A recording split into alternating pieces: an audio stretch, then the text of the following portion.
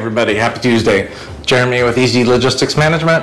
Today I was going to talk you through what warehousing and fulfillment centers are and the primary activities that they provide in the logistical process. And if you stay with me till the end, how by properly utilizing regional warehouse and fulfillment centers, you can cut 50% off your opposite coast shipping costs, both freight and parcel or USPS, and deliver your items 2 to 3 times faster. So to begin with, warehousing and fulfillment centers are basically third-party public warehouses that are run for profit and are professionals in picking and packing and shipping and storage and inventory management related activities.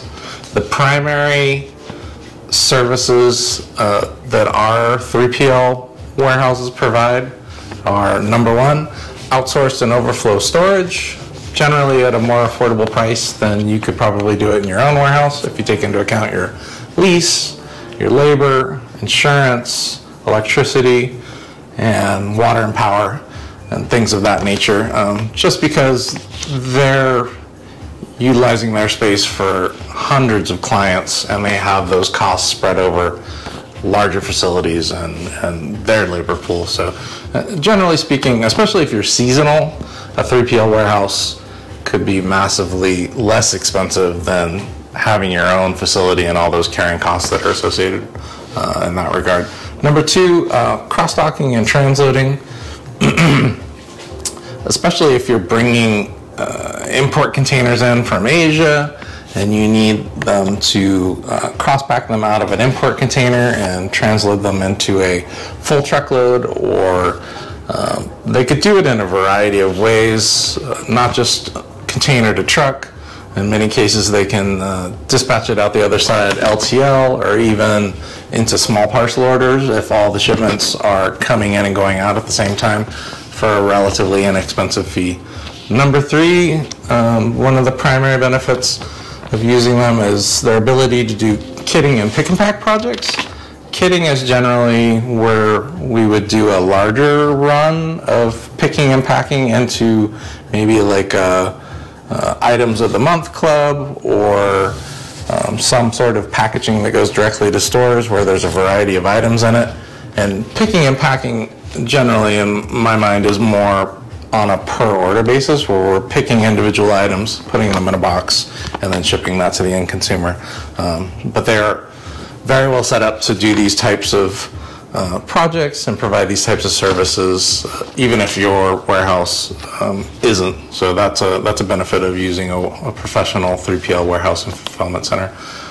Drop shipping, both whether it's to Amazon, Walmart.com, HomeDepot.com, or the other variety of online platforms. Third-party warehouses can help you drop ship into those networks without having to have your own warehouse space, or can do it on either coast to create efficiencies and cost savings in that regard.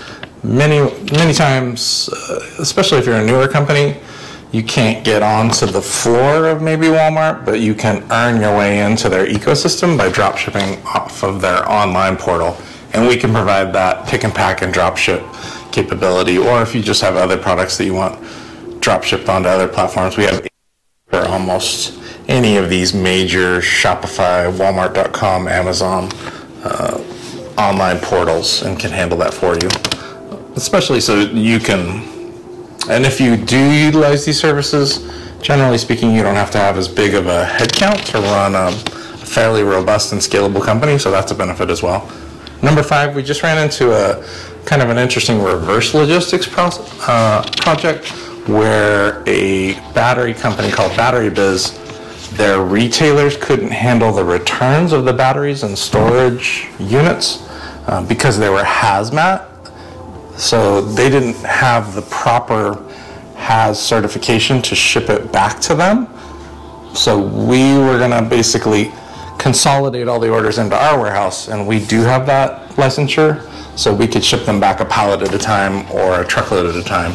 But you could do that with a variety of reverse logistics projects. If you're collecting returns or whatever the scenario is, we could consolidate those return shipments in different regions of the country and then ship them back to you more efficiently, a truckload at a time or a pallet at a time. And then number 6 is probably, depending on how you have this all set up, if you're doing it correctly and using an opposite coast warehouse or bi-coastal warehousing, or maybe one location that's right in between everything, this can provide you a massive cost savings and get your items to market a whole lot faster. We just ran a scenario last week where we were modeling shipping from the West Coast or Los Angeles to the Eastern Seaboard, and literally by shipping out of an Edison, New Jersey warehouse to that almost anywhere on the Eastern Seaboard, the costs were literally almost half, both freight and FedEx, and the delivery timetables were from 6 to 8 days cross country and 1 to 3 days along the Eastern Seaboard if we shipped from the New Jersey location to anywhere on the Eastern Coast. And we all know once we get into summer and the trucks and delivery companies are busy, these 5 to 8 day transit times can elongate to 2 to 3 weeks, especially if you're using consolidators and trying to keep your costs lower, because they'll put some of that freight on the rail just to get it across more efficiently and cost effectively. So it can be a huge benefit as far as getting stuff to market faster and a lot cheaper. And honestly, I can't imagine, really, really loose ballpark, if it costs you $30 to $40, let's say, per pallet to process in, store, and process out of the warehouse, that's a massive cost savings. The stuff we were modeling was like $800 cross country for 1,500 pounds of cargo at Class 100, I think, and it was $400 if shipped from New Jersey to the Eastern Seaboard. So literally a $400 cost savings, or half. And then you tack another $30 or $40 in handling at the warehouse level, and it's a massive cost savings. Not to mention that if you're getting a lot of transit-related damage, shipping from East Coast to West Coast, there's just a lot more handling that goes into that, because most freight carriers have cross-dock centers. So the trucks are going cross-dock center to cross-dock center to cross-dock center, and in a lot of cases it's going through 3 to 5 of these all the way across the country. So it's getting handled a lot more by a lot of different people, and by virtue of having it regionally staged and ready to ship, it might go through 1 or 2 of those. So a massive reduction in transit-related damage, especially if that's something that's causing you a lot of problems and costs and just headaches with filing claims and things of that sort. Or we have some interesting facilities like in the center of the country here in Dallas, Texas, and Kansas City, Missouri. The Dallas, Texas facility is actually really close to the southern ports and can provide shipping to both coasts if you wanted a one-stop shop and like 1 to 3 day transit times. So if you haven't gone through this exercise and modeled out what using an opposite coast warehousing and fulfillment center, how it would affect you cost-wise for shipping and transit time-wise, we'd be happy to drill into this for you and kind of model it out, because this is something that we deal with every day, and I think it's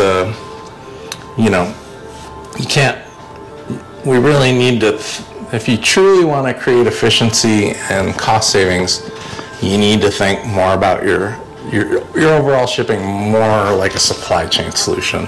So you might as well model this out and see what the net effect is. I can be reached at 866-854-5341, extension 3, or Jeremy at easylogisticsmanagement.com. This is stuff we've been doing a long time, and it's my company. We're looking to grow, and we'd be honored to work with you more this year. So make it a great week, and I hope to talk to you soon.